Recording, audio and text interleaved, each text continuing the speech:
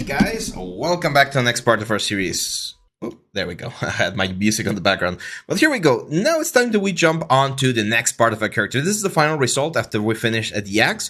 As you can see, the top portion of the axe, the lower portion of the axe, and I did have my... Where are my bandages?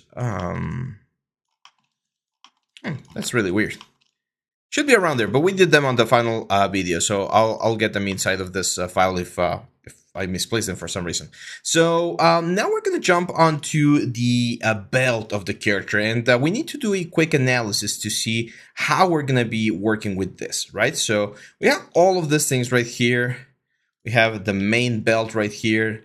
We have the stitches. We have the skirts. All of these things right here. Leather border. There we go. That's pretty much it for this lower part. As you can see, we have an issue right there. That's a little bit of an overlap. Actually, I'm not sure what that mask is. Probably like an insert multi-mesh that we didn't use. I'm just going to delete that. We mentioned that the fur, we're not actually going to be retopologizing this fur because this was just a stylized fur that we use. We're eventually going to be using a real hair for the fur. We're going to have to create some patches to do that.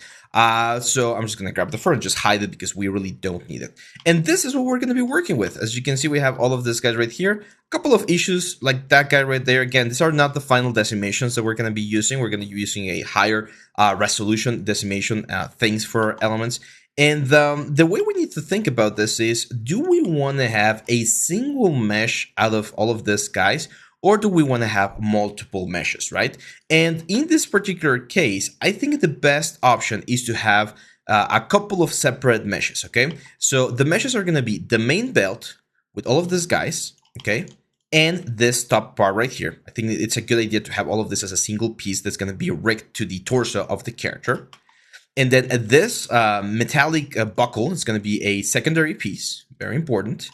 And then each of these ones definitely has to be a separate piece. Why? Because if we eventually want to animate the character, we want to have the ability to add like a couple of bones and rigs to these things and move them independently, right? Like if we want this to flap around or to move around or to just like fall in a more natural way, especially if we're rigging this because we're not simulating it, we definitely want this to be separate pieces, okay? So in total, we're going to have 1, 2, 3, 4, all of these bits, and then 5 for the belt buckle. Those are going to be the main things that we're going to have. So the best thing we can do here to alleviate that problem is to select the things that are going to be together and just combine them. Okay, so we're going to delete that history.